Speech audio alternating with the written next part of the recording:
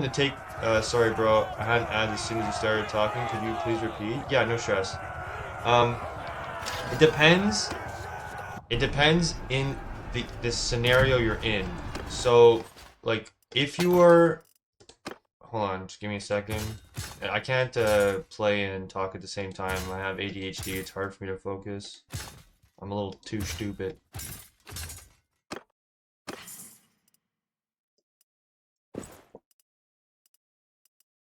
Oh my god. We have a swinging Glavy. Okay, now we're a complete badass.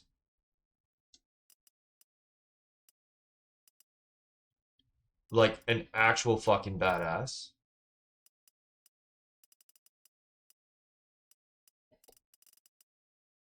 I can't believe I just got a masterwork fucking Glavy. That's insanity. Two fucking spirits on her back looks so good. Oh, an anonymous fucking gift, bro. Gifted sub to you. Holy shit, enjoy the emotes. And ad-free viewing now. There you go. Yeah, so what you're gonna want to do, if you're in the plains and wide open area and there's nothing to slow your horse archers down, you're gonna grab your horse archers, which is usually F4, and then you're gonna hit F6, which is Sergeant Take You got a Command. problem? If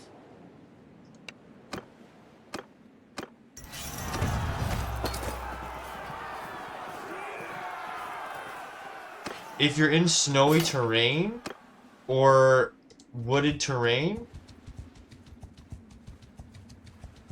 and you risk having your archers being you risk having your horse archers engaging the enemy too soon because they're really slow in the snow. So while they're trying to strafe and like go around the enemy, they actually end up just falling into the front line and then getting themselves killed. Same thing with wooded areas. They end up just hitting the trees all the time, and you know the fucking horse can't move properly, so the enemy closes in on them and kills them. So if you're in open area and there's nothing that's gonna slow your horse archers down, you do F4, F6, which is gonna be, you know, horse archers and then horse archers take command. If you're in snowy areas or wooded areas, what you're gonna do is you're going to grab your horse archers, you're gonna put them in loose formation, and you're gonna find, let's say this circle is the battlefield. I know it's a rectangle. I know they're squared, but let's just imagine that this is the battlefield. You're not going to start off in the middle. You're going to go to the corner. You're going to start off in the most corner possible, as long as the terrain is, you know, makes sense. If there's like a bunch of trees there or mountains in your way, don't go there, obviously. But go wherever the corner is the best corner for you to start. You're going to put your horse archers in loose formation and hold fire. I like holding fire when you know when you want to send a very powerful volley, because when a billion arrows hit the enemy at once, it really fucking hurts them.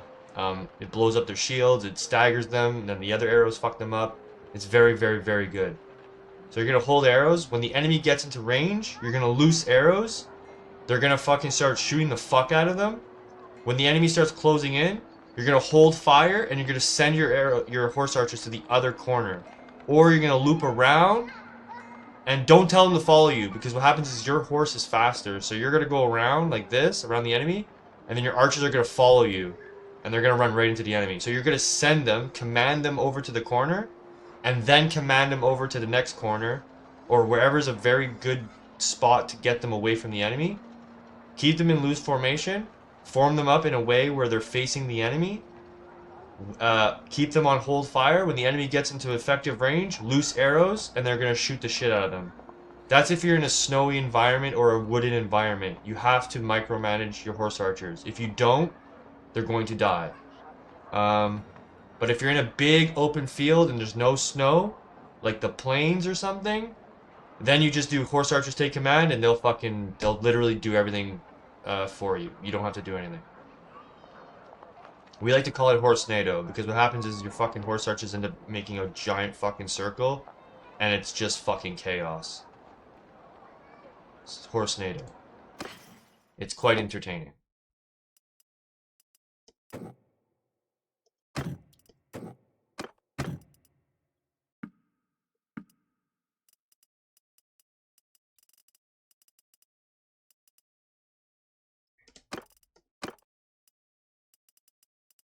Understood?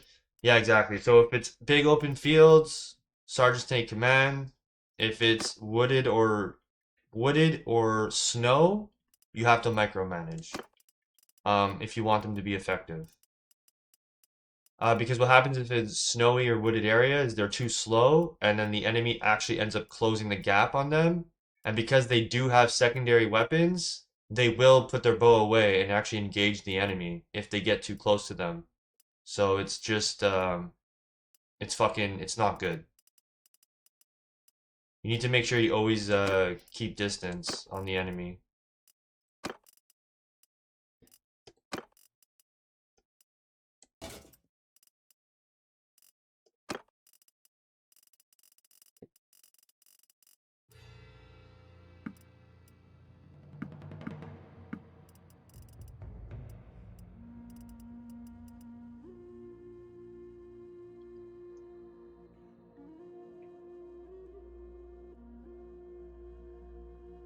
Heavy horseman mace. Bro, I might just keep that for myself. That's a fucking pretty looking mace.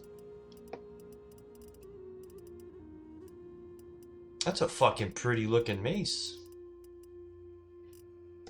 Horseman javelins are actually really good.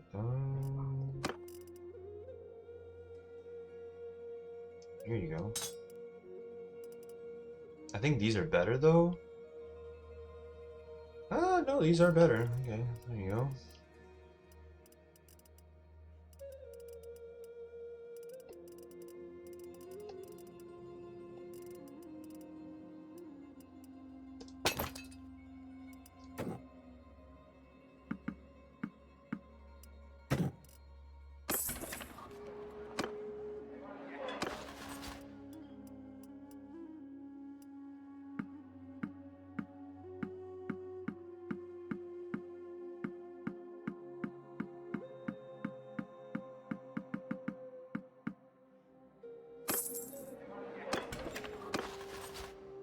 We had a couple casualties, but that's okay. To be expected, unfortunately. So if possible, the best to choose a plane to battle them with, basically. Yeah, no, absolutely, absolutely, absolutely. You always want to be in the planes. If you're a cavalry heavy military, planes. Always planes. You want to be in open fields, so your horses have space to, get max gallop. They need speed, so they can continue kiting the enemy. Even if you're a melee cavalry, even if you're a traditional cavalry and not horse archers, you want planes. You want your horses to be as fast as possible, so when they do their charge, they fucking hit the enemy very, very hard. And even when you're controlling cavalry, unless you're doing the hammer and anvil tactic, and even when you're still doing the hammer and anvil tactic, it's better to pull your cavalry as far away as possible from the enemy and then have them charge. Not as far away as possible, but you want them to be at a good distance when they start their charge because they're gonna gain their maximum speed. If you just send them in, what happens is their first initial charge will be very hard, but then after that, their next charge, they don't go far enough to come back for a very powerful charge. They kind of they go like a mediocre distance. So when they come back for their secondary charge, their horse is going half the speed, so they're doing half the damage. You know what I mean? So that's why if you're a cavalry intensive military, it's best to be the captain of your cavalry. You want to, like, you really need to micromanage your cavalry. Because not only is cavalry really fucking bad, they're really fucking bad. So you really need to be there with them so you can actually tell them to fucking do their job properly. Whereas infantry, 9 times out of 10, you could literally just send your fucking infantry in, they'll figure it out. Even archers. Archers, if you do F1, F4, which is engage the enemy, your archers will literally go the perfect distance to start engaging the enemy with their bows. And as the enemy is closing in on them, they will actually back up and kite the best they can. So right from the start, you can just do archers, loose formation, engage the enemy. Then you can do infantry, look for their infantry, engage the enemy. Don't engage, sorry, charge the enemy. put them in shield wall so they can close the gap while they're getting shot at by fucking archers. As they get close, loosen them up into line formation so they're not just sitting there with their spears. They actually put their spears away and they'll fucking start fighting with their swords. Um, and they'll actually have an easier chance of engulfing the enemy while you just leave your archers in engage. That way, even when they run out of arrows, they'll actually slowly start running in and charging in on their own, which will help give your infantry backup. And you take your cavalry to either counter the enemy cavalry or swoop around and hammer the back of their infantry. And then once you hammer the back of the infantry, you're going to tell your cavalry to fucking reline up back in the. So like your front line is coming in, it's coming in shield wall while your archers in the back are closing in and shooting. If the enemy starts coming in as well, the archers will actually kite backwards to still shoot. Then as soon as they clash, order your men into not shield wall anymore, order them into line formation so they can actually fight properly. Have your cavalry come in from the back, smash the back, order your cavalry to go to reset. Don't let them do their own fucking thing. Once they smash in, order them to go back here. So they'll come back here into a nice line or skein formation. I always recommend to go in skein formation for your cavalry. Skein formation is when they're pointed at like an arrowhead. Arrowhead is really good for piercing into the enemy. It's also going to divide them. So when they come in and smash the back of the enemy, they're going to literally hit it so fucking hard and in that arrow point where it forces them into two separate groups where you have your soldiers having even an easier time wrapping around the enemy while they're getting picked off by your archers and all that good stuff. And then as your archers run out of arrows, they'll start just fucking trickling in because you have them in engage mode and not just sitting there and shooting. Unless you really care about your archers' lives, but honestly, the more backup your infantry has, the more stronger it'll be. You want more swords at the front line. So as soon as they're running out of arrows, they'll fucking start charging in.